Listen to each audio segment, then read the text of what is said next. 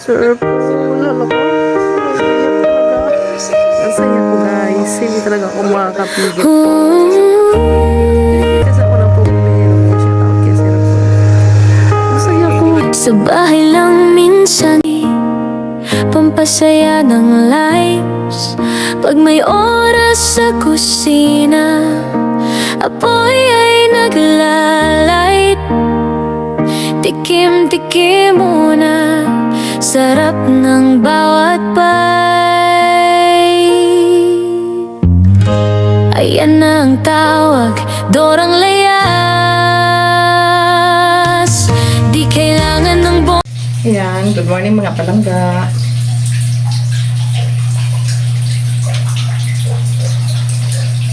Tayo ay nakabili ng isda sa aking sa asawa ng pinsan ko kay Randy, shout out. Sa asawa ni Shelo. Sariwang-sariwa pa to, kagabi lang niya to nahuli. So, diniliver sa akin ngayong umaga. Masarap to mga palangga at sariwa. Yan. Masarap to gawing fish steak. Kung sawa na kayo sa mga prito-prito, gawin yung fish steak mga palangga. Yan. Pag ako naglilinis ng isda mga palangga, kasi lalagay ko lang to sa ref, stock kumbaga, lalagay kahit sariwa pa ang ganitong isda kasi madali itong maano so gaganyanin yung mga palangga, tanggalin nyo to kasi yan ang kumbaga sa isda na halimbawa lang ha, kasi sariwa naman to, lalong na sa yung mga nabibili nyo lang sa lako na hindi na ganun kasariwa o sa palengke, yun ang tanggalin nyo kasi lason yun mga palangga. Yan ay bawal sa mga may resipula. Yun yung pag nakain kayo ng isda, sarap na sarap kayo sa kain nyo, pagkatapos sumakit ang ulo nyo ninyo, yun po yun ang tawag na sa amin sa Bisaya ayong-ayong, ewan ko kung ano tawag sa inyo. Parang nalason ka sa isda ba na namumulang buong mukha mo, tapos nasakit ang iyong ulo, parang puputok ganun, kasi yun ang tendency nito pag kumain kayo nito na hindi nyo tinatanggal ang buntot.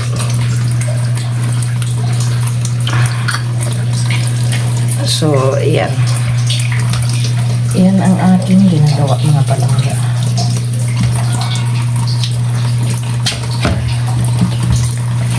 So, ini-invite over ko ang mga anak ni Ana, shout out. Nasa Maynila kasi siya ngayon. Dito kami magdi-dinner mamaya. Maghahanda ako ng stir fry na gulay lang, tapos may kunting karne, tapos ako ng isda. Mga palangga. Dito kakain ang mga pamangkin ko mamaya.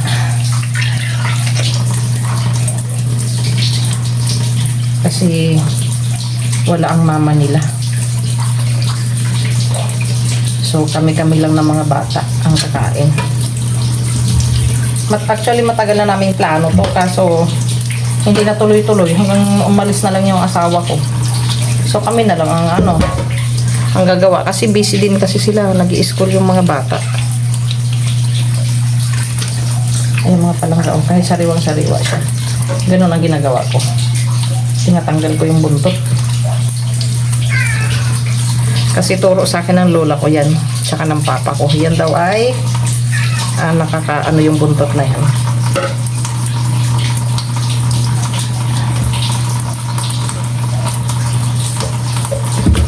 Ayan o, madali lang naman siyang bunutin. Ito yun, kumbaga pag nakain mo yan, yan yung nakakalaso mga palangga.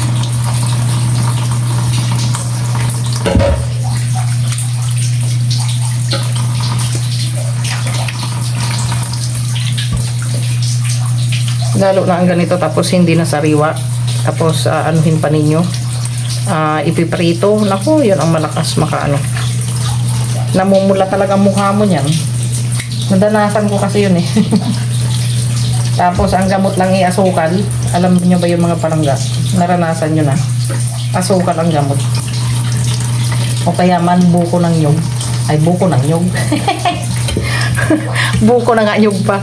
Sabaw ng buko ng nyog, o diba? Na ano naman tayo, na may mental blackness na naman tayo. Yes. Ganyan talaga mga palangga pag alone. Ay, nako. Pero sa araw kasi, ako lang dito. Pero pag sa gabi, sinasamahan ako ng pamangkin ko. Shout out kay JR. Yung bunso niyan. Naawa naman sa akin yung bata. Sige tita, samahan kita. Sabi niya. Kasi parang ang lungkot pag ano. Alam mo yun. Aminin natin mga palangga. Kahit away bati kayo ng asawa nyo pag kasama na sa buhay yan. Pag naalis ng asawa nyo at kailangan na magtrabaho, wala tayong magawa eh. Mamimiss nyo talaga. Kahit pasaway si Mr. Charot. Shout out asawa. So, ulitin yung mga palangga. Abang-abangan nyo na lang. Magkikita kami nila Sir Paul. Kasi, aanakin ko sa binyag ang anak ni Sir Brad CB. Ang first apo ni Pugong Biyahero. So, shout out kay Marge Maribeli. At saka kay Sir Brad CB. Follow nyo sila guys. Mababait yung mag-asawa na yun. So, pupunta kami ng Mindoro. Sabay mamimiesta na rin kami. Shout out kay Papa Jeff. Kasama din siya. So, itong ganito, hugasan ko mabuti yung mga palangga at iluluto ko yan para sa aking mga alaga. Ay, okay talaga. Gaganyan yan. Kasi para ayan, madugo kasi itong isda na itong mga palangga. Kaya pag hindi na siya sariwa, yun ang nakakalason yung bundok. Sinong relate dyan? Nalason sa isdang to. Namula ang mukha, tapos parang sasabog ang ulo. Yun yun.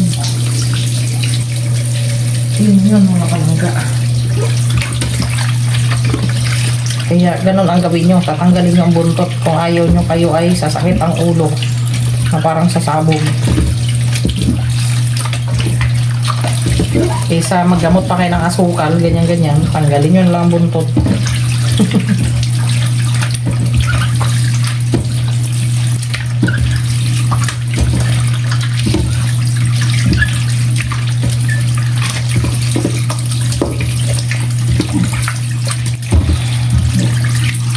Ang papa ko rin kasi nung nabubuhay pa siya ay magaling din magluto yun.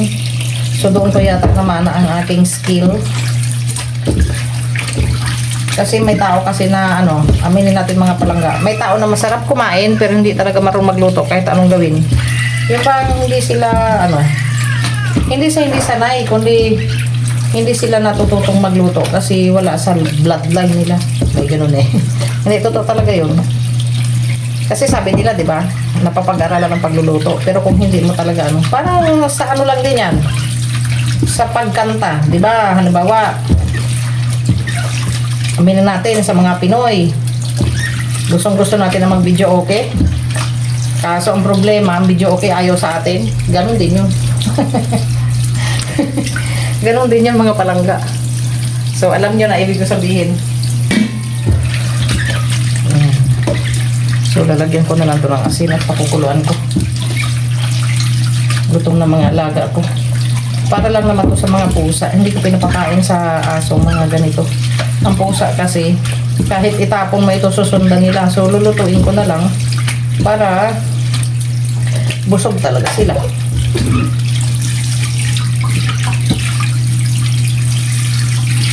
O, diba?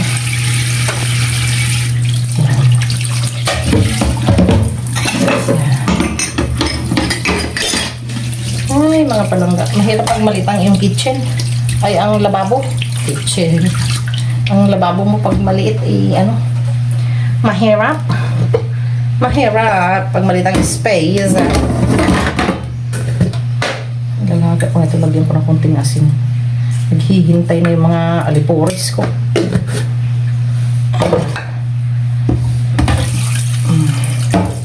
Para may lasa man lang. Kunti lang talaga. So, ayan mga palangga. Ay nako, dumaan na naman dito yung pusang makulit na maliit, no? At magulo na naman ang aking ang aking lutuan. May butas kasi dyan mga palangga. mayroong pusa dito na gustong-gusto magpaampon. Pero siya ay takot naman na hawakan. Pero ano, may baby siya yata. Andiyan sa kisami ng bahay namin. Narinig ko yung mga maliliit na paa at maliliit na ngiyaw. So, hinahiyaan ko lang. Kawawa naman. Oh, diba? Ay, nako. Magkano na kayang gasol ngayon mga palangga? Kapapalit ko lang nito eh. So, naubos na kasi yung isa. Ayun, naubos na siya. So, hinintay lang na umalis ang aking asawa at naubos siya. Ayan. Ayan mga palangga. So, tayo ay ano, ang dami ko pang gagawin. Magluluto pa ako.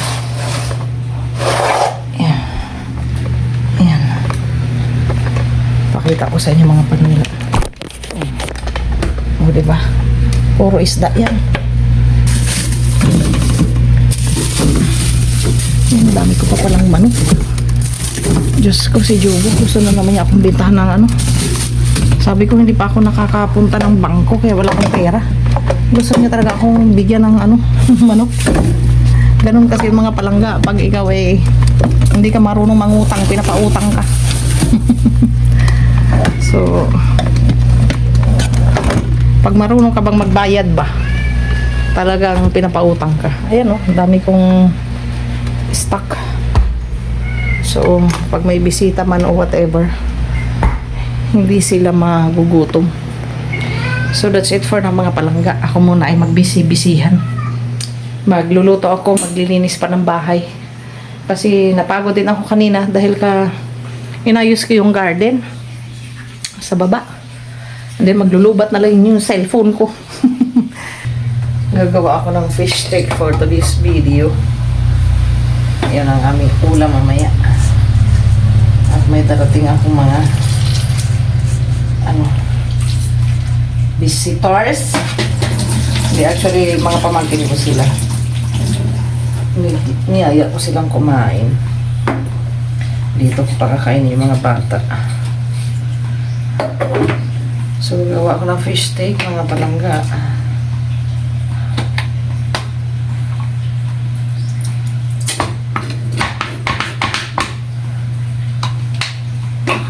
At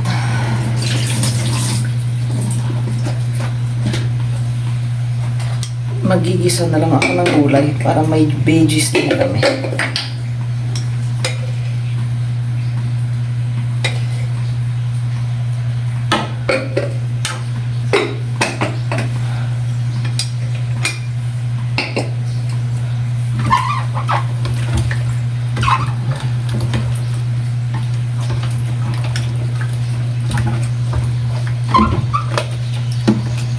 Sakto lang ito, ibababad ko siya kasi mamaya ko pa siya lulutuin mga palangga. So, ibabad ko muna siya para sakto lang may manunuot ang kanyang lasa.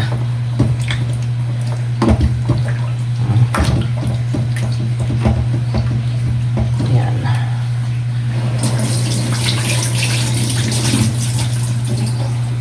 Manunuot ang kanyang lasa.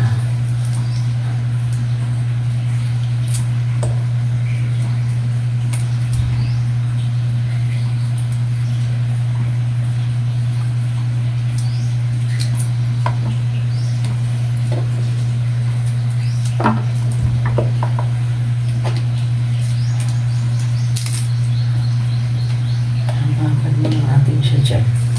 Marinate natin. Yan, maraming sibuyas. Much better. Sarap kasi yung sibuyas mga palangga. Dagdag, ano ba yan? Sarap sa ating fish steak.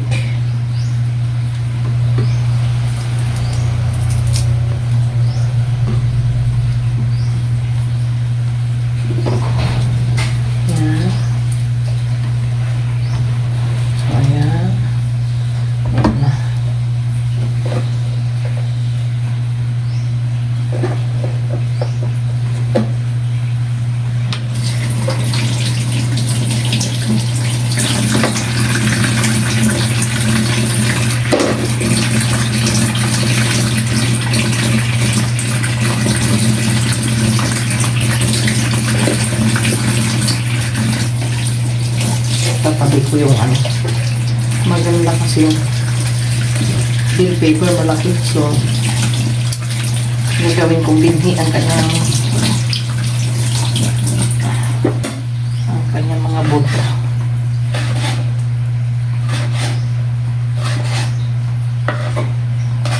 Kasi para sa tag-ulan, magtatanim ako ulit ng bill paper. Ayan, mga palangga. So, ibabad lang natin siya. Ayan na. Ang ating fish steak. So, mamaya na lang ulit mga palangga. Ipapakita ko sa inyo ang complete process kung paano ko niluluto ang aking fish steak. So, mamaya na lang ulit.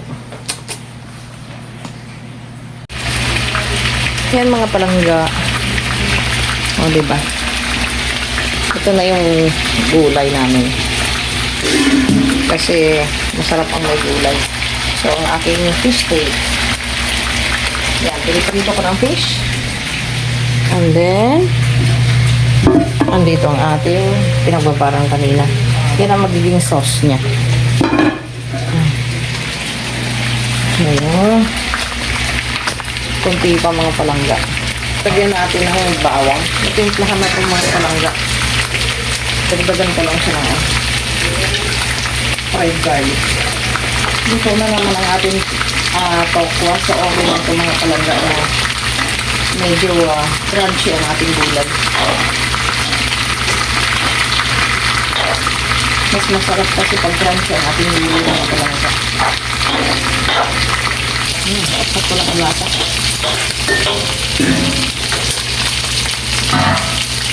Ayan.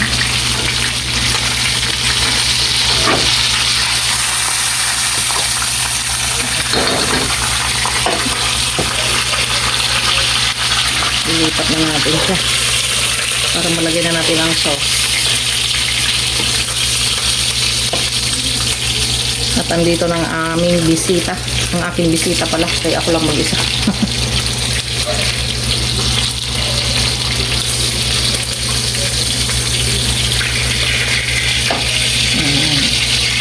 No, okay na po. Ayan mga palangga. Lagyan na natin ang sauce. Yan ang magpapasarap lalo dyan.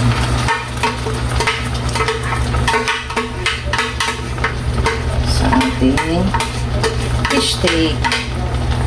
Diba? Kaya nyo rin gawin yan sa inyong bahay mga palangga. Pag kumulo yan, okay na yan. Kasi luto na yung ating fish. Kailangan lang kumulo ang kanyang sauce.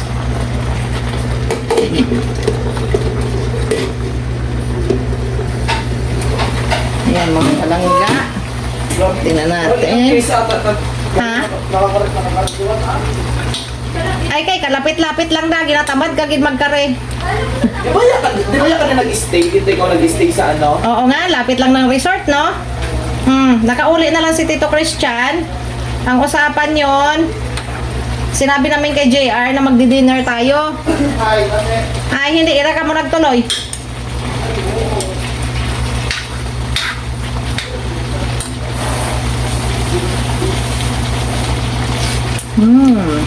Okay na to mga palangga. Luto na siya. So, kakain na kami. Ayan mga palangga. So, doon na tayo sa labas. Shh! Alis dyan. O, diba? Hi guys, welcome to my vlog.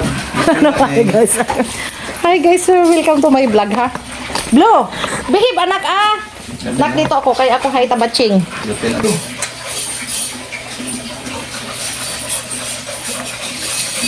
Lulot! Ikaw ka? Hindi na gawa ka din sa loob.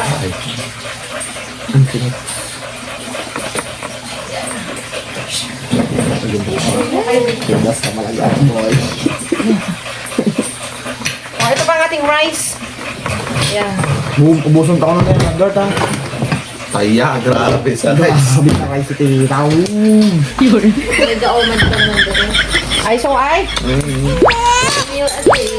Wala si Tita na gano'n. Ay, ikaw pa dito.